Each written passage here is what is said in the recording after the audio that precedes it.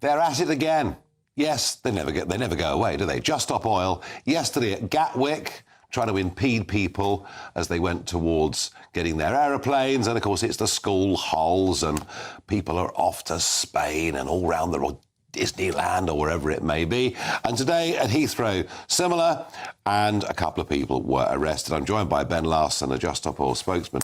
There are a lot of hard-working families, you know, and these days both mum and dad work, and much as holidaying in our country is beautiful and wonderful, it very often lashes with rain, and they want to go to Spain for a couple of weeks, and you want to stop them doing that. Why?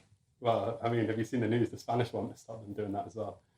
Well, that's very marginal around the edges in Barcelona. Listen. But in general terms, you know, there are tens of millions of flights every year from this country, and it's people going for weekend breaks or summer holes, and you want to stop them doing that. Just Stop Oil has always been very clear.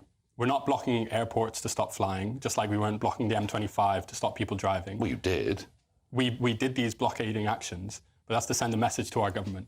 Because when you're rich in this country, you can buy political influence. You can lobby.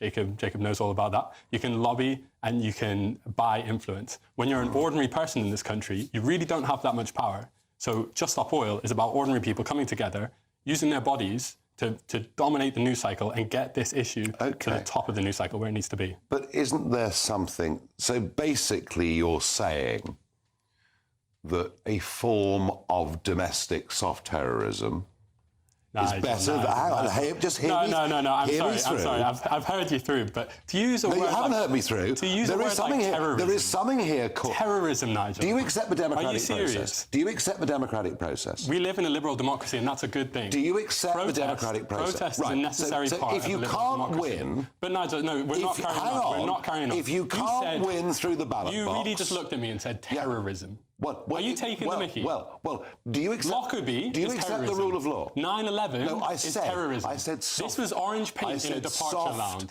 I said soft terrorism. And what the hell is soft terrorism? Explain that to me. Do you accept the democratic result of elections in this country? Absolutely, yes. Do you accept the rule of law? Yes. So why are you going outside of that to try and get change by impeding and stopping people going about their lawful legal activities?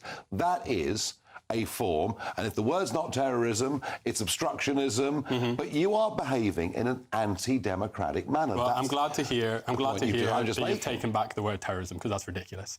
The second thing is... I think it's soft terrorism, but that's by the by.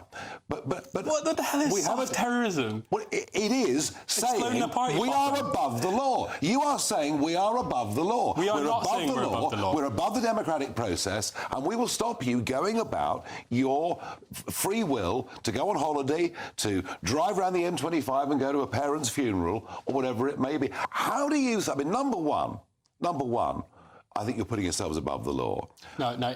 So you've made this point a number of times now. Just Stop Oil acts in an illegal manner. Yes. Right, Just Stop Oil does break the law in a sense. We use a tried and tested form of civil disobedience. So this is being used in liberal democracies. It's not counter to liberal democracies. It's very much a part to be able to say, I dissent.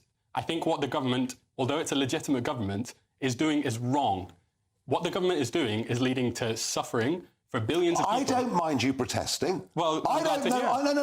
I don't mind you protesting. I don't mind you standing in Parliament Square and screaming and shouting or doing whatever you want to do. Well, when we did that, we got arrested. But I object to you trying to stop families going on their summer holiday.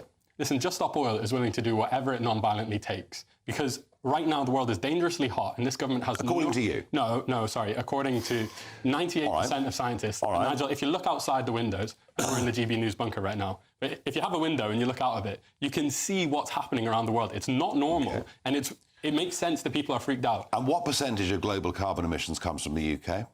A huge amount is financed by the City of London, which this government has control over. What percentage of global CO2 comes from the UK? And historically, we're one of the biggest emitters of all time. No, we're not. China has emitted more CO2 in the last 10 years than we have since the dawn of time. I said one of the biggest emitters of all time historically. And that's why this government has a special responsibility, because of our place in the... We have cut carbon emissions Hang on, let me finish. by 50% since 1990. Let me finish. This government has a historic responsibility to sign a fossil fuel treaty with governments across the world to say we need to phase out this stuff, just like we did with nuclear warheads. Ben, it's not going to happen.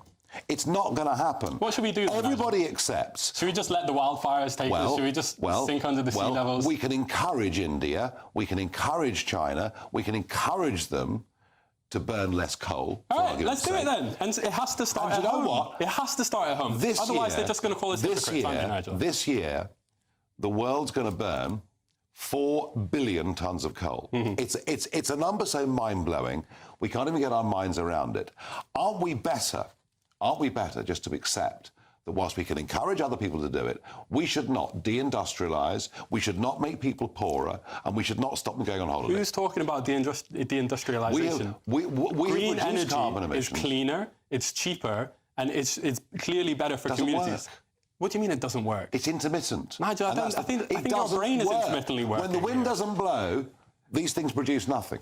Okay, well then that's why we've figured out how to balance an electricity grid a long time ago. Your arguments are totally outdated and they're not shared by We will be using oil and gas. left. We will be using oil and gas in 2050, even if we go headlong for net zero. And everyone accepts that, apart from Just Stop Oil. Ben, it's good to have you on to debate. Go to juststopoil.org, sign up now. Jacob, there we are.